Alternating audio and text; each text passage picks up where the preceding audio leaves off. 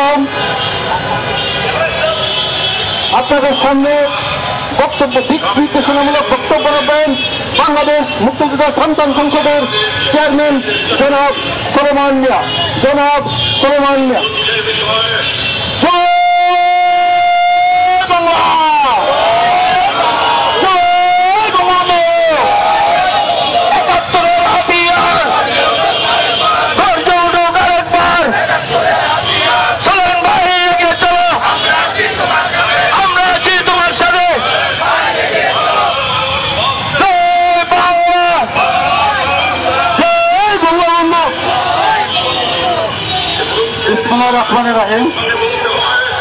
বক্তব্যের শুরুতে আমি স্মরণ করছি যার জন্ম না হলে জাতির পিতা বঙ্গবন্ধু শেখ মুজিবুর রহমানকে। আজকে আমরা এখানে উপস্থিত হয়েছি প্রতিবাদ জানাতে। মাননীয় প্রধানমন্ত্রীর কথা, ওনার বক্তব্য বিকৃতিভাবে প্রকাশ করা হয়েছে এবং স্লোগান দেওয়া হয়েছে আমরা রাজাকার। আমরা এই স্লোগান এবং বিকৃতি করার তীব্র প্রতিবাদ ও নিন্দা জানাচ্ছি। সেই সাথে আজকে সারা বাংলাদেশে কিছুদিন ধরেই দেখা যাচ্ছে যে অরাজকতা সৃষ্টি করা হচ্ছে, তাদেরকে আইনের আওতায় আনার জন্য সরকারের কাছে আমরা অনুরোধ জানাচ্ছি।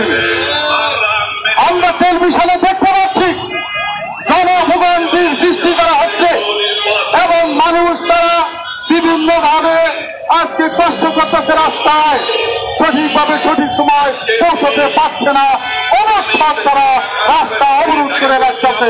আমরা তাদেরকে গ্রেফতারের দাবি জানাচ্ছি। আমরা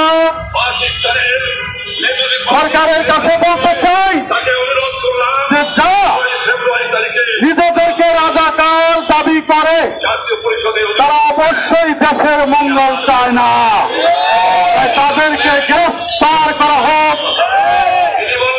কারণ তারা দেশের আইন মানে না, তারা পিতা মাতার অবাধ্য সন্তান। 30 দিনের জন্য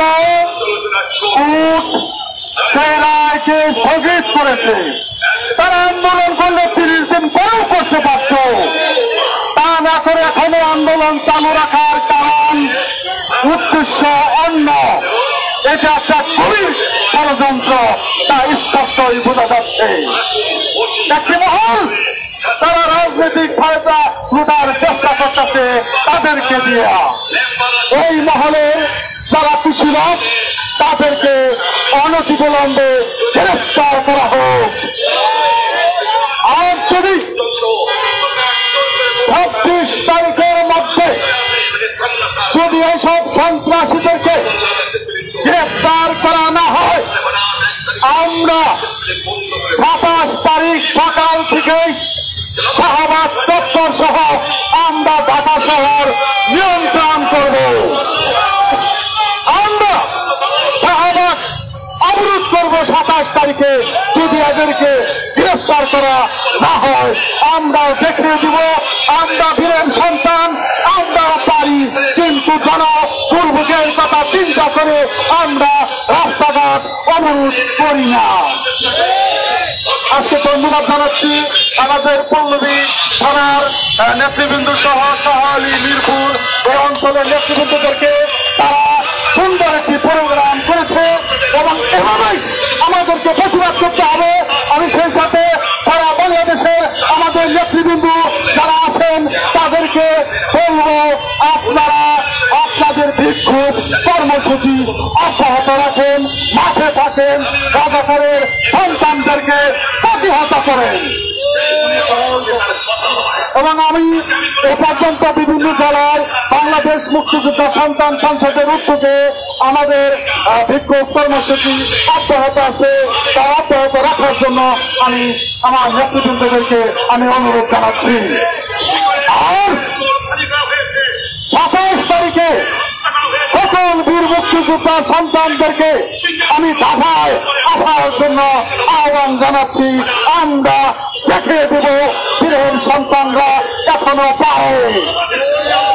যেহেতু দেশটা আমার বাবা চাচারা স্বাধীন করছে, আমরা তাদের সন্তান। আমরা যদি মাঠে নামি ওদের পালাবার পথ ওরা খুঁজে পাবে না। এই বলে আমি আমার বক্তব্য শেষ করলাম। জয় বাংলা, জয় বঙ্গবন্ধু, জয় হোক বাংলাদেশ মুক্তিযোদ্ধা সন্তান।